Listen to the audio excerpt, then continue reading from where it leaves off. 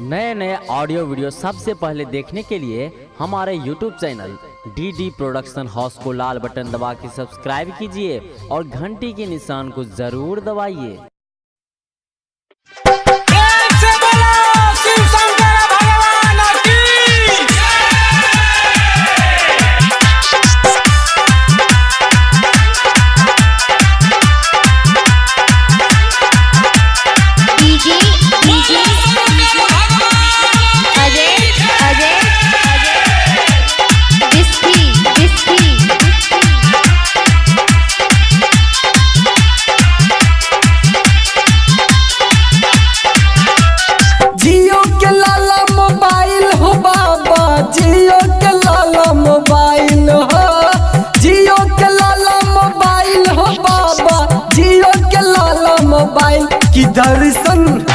की दर्शन करब वीडियो कॉलिंग से बाबा जियो के लाला मोबाइल की दर्शन करब वीडियो कॉलिंग से बाबा जियो के लाला मोबाइल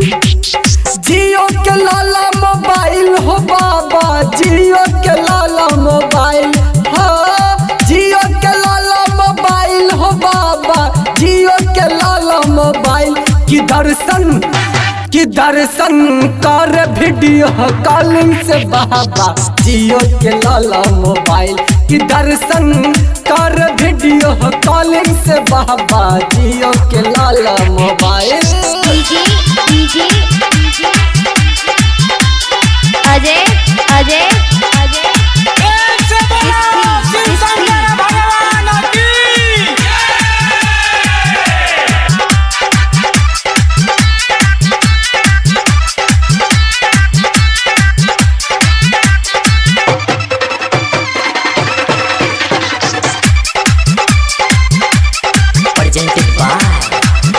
प्रोडक्शन हाउस नया टच मोबाइल सस्ता मिले मार्केट में संगे संगे जियो के फ्री सिम मिले मार्केट में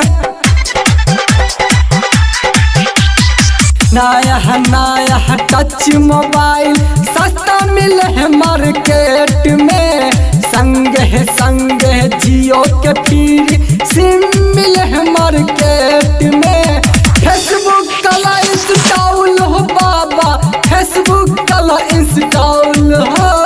फेसबुक कला इंस्टॉल हो बाबा फेसबुक कला इंस्टॉल की दर्शन कर वीडियो कॉलिंग से बाबा जियो के लाली मोबाइल की दर्शन कर वीडियो कॉलिंग से बाबा जियो के लाली मोबाइल। अजय अजय अजय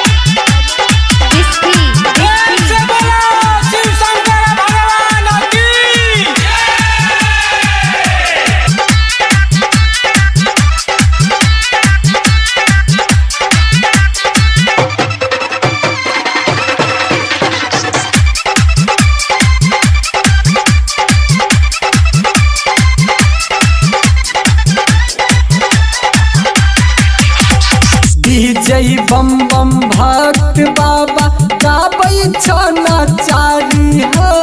संगे संगे दरभंगिया धुरंधर बनल छ पुजारी हो जय बम बम भक्त बाबा गाबै छना चारी हो संगे संगे दरभंगिया धुरंधर बनल छ पुजारी हो। व्हाट्सएप कला इंस्टॉल हो बाबा व्हाट्सएप कला इंस्टॉल हाँ व्हाट्सएप कला इंस्टॉल हो बाबा व्हाट्सएप कला इंस्टॉल की दर्शन कर वीडियो कॉलिंग से बाबा जियो के लेली मोबाइल की दर्शन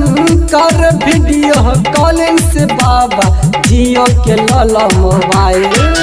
जियो के लाला मोबाइल हो बाबा जियो के लाला मोबाइल हो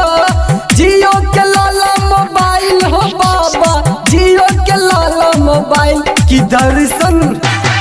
दर्शन करब वीडियो कॉलिंग से बाबा जियो के लाला मोबाइल कि दर्शन करब वीडियो कॉलिंग से बाबा जियो के लाला मोबाइल।